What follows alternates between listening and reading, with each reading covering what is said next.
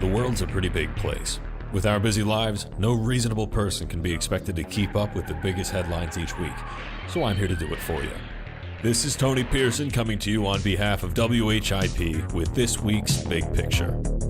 Hello everyone, thank you all for tuning in today. Today's episode of The Big Picture is actually a special one because, unlike what we usually do where we try to talk about all kinds of issues around the world, most of the news today comes from the US because there's some controversy going down right now, so big and huge, it's really kind of impossible to ignore. It's all kind of tied together, so we're just going to jump right into it. And in case you couldn't guess already, yeah, it's got to do with the elections and our candidates. So let's just jump right into it. Recordings surfaced late last week of Donald Trump saying some pretty distasteful things about women and how he treats them. The recordings, which I assume come from a microphone Trump was wearing that he didn't realize was on, were taken just a few months after he married his third wife, Melania. Now, I'm not going to read the whole thing because it's actually a pretty long quote. If you want to listen to it, we will provide a link to the recording in the description to this episode. But the most offensive part of this quote comes near the end, where he essentially says that, and I quote, "When you're a star, they," being women, "let you do it," Trump says.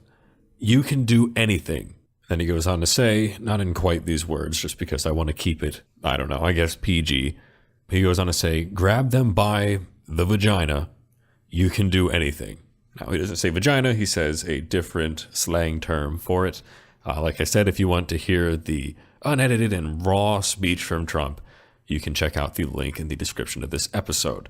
Now, the sauciest thing about this, though, and what we're going to be talking about, is the effects that this has had on his campaign. Now, this all broke on Saturday. When these quotes first came out, one of the first things to happen was the RNC suspended indefinitely all work on print and mail items for Trump's campaign. Following this, a ton of Republicans began speaking out against Trump and his comments. First and foremost was Mike Pence. Pence criticized Trump and canceled an event that he had later on that day, but he did go on to accept Trump's apology, which Trump, of course, did issue an apology. It's hard to say these kinds of things and not issue an apology. But anyway, Pence accepted it, but he did criticize him for what he said.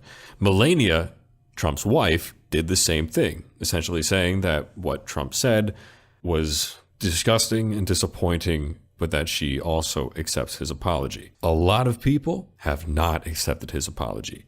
There's a growing list of prominent Republicans who have denounced Trump following this, but I have with me here a list of some of the biggest names.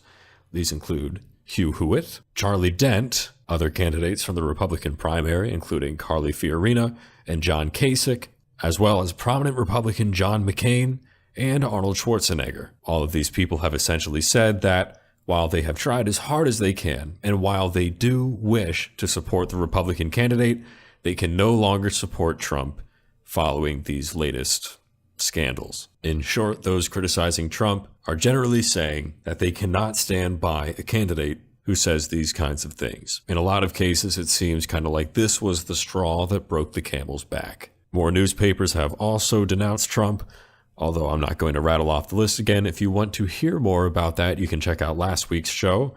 Long story short, Trump has virtually no support from mainstream newspapers, and things in general for Trump are just not looking very good right now. Going back to the initial point where the RNC suspended work indefinitely on the print and mail items for Trump's campaign, this seems to suggest, and this goes with rumors that came earlier in the week from unidentified sources, which is why I'm not focusing on them too much, that the GOP is trying to find a way out, trying to find a way to run somebody besides Trump. But as it stands right now, there really is no way out. The way these elections work, Trump needs to willingly step down or be found physically unfit to run for office. There's no process for replacing him, and the GOP seems to be out of luck. Of course, Trump could step down on his own, but he hasn't done so. In fact, in an official statement, he has said that he explicitly refuses to do so. He says that he will not withdraw from the race. Now, with all of that on the table,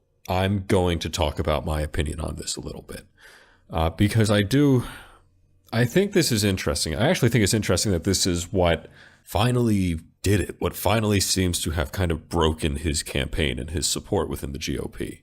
I think the biggest part of this is the fact that they have it on an actual audio recording. This isn't something that he's being quoted as saying. They actually have the soundbite. Now, the people who do defend Trump's actions have been saying that this is just the kind of thing that guys say, that this is normal. You know, the whole boys will be boys thing, even though Trump's a grown man. After giving it some thought, I've got to say, while I think that there is a certain amount of leeway you can get based on that line of thinking, yes, people do say vulgar things all the time. I know that I'm guilty of saying vulgar things about the opposite sex, and I know that women do it too, although probably not as much as men do. There are all kinds of problems in our society about that, but I'm not trying to get into that right now. That being said, Trump's comments, they're more than that. When you listen to the whole thing, it pretty much shows this attitude of entitlement, control. He says it twice in the actual quote, but he genuinely seems to believe that he can do anything to anyone he wants and get away with it. That's really troubling, to me at least, because that's much more despicable than usual, banter about people of the opposite gender. It shows, at least I think, that he really does think he can get away with just about anything, and that's dangerous for a president. When you're the president of the United States, you've got to think really long and hard about what you say and what you do. There are very, very fragile issues that you have to face every single day. I mean, right now, one of the biggest things that, I worry about with this sort of a situation is how Trump's going to deal with the stuff going on in the Philippines.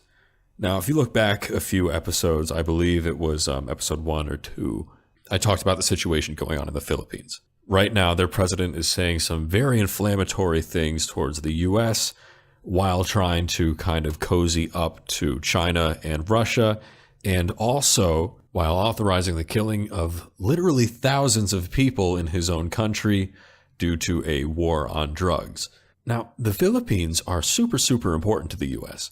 It is essentially the U.S. home base in that part of the world. With the president of the Philippines out for blood, China has already expressed interest in backing the Philippines militarily, and they are in talks with Russia about the same thing. This is a situation that could literally lead to a war between 3 gigantic superpowers. You've got to be a more tactful person if you're going to try to run a country. You can't just say things like this, even if it's in your past.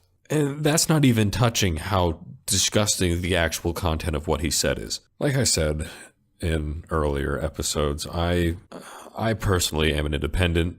I don't really identify with either of the parties right now, but stuff like this happens, and it really does a lot to make up my mind. Anywho, now that my opinion's out of the way, we get to move on to the next saucy part of this story.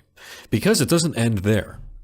Shortly after this happened, WikiLeaks released more emails from the Clinton campaign. And this is where it gets really interesting, because one of those emails actually outlines a plan to elevate Trump within the Republican Party because the Clinton campaign viewed him as unelectable. These emails, which date back to 2 weeks before Trump actually declared his presidency, outlined a strategy where they wanted to, like I said, elevate Trump, make him the more popular option because they believed in a general election, he would be completely unelectable. He would alienate himself, say stupid things, and ultimately throw the election to Hillary. Once again, this was an email from 2 weeks before Trump even declared his candidacy.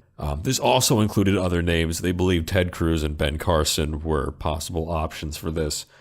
But this gives a little bit of credibility to the idea that a lot of people have been floating around that part of why Trump even got as far as he did is because the Clinton campaign wanted him to. While I don't think at all that Trump is some kind of, complete Hillary plant.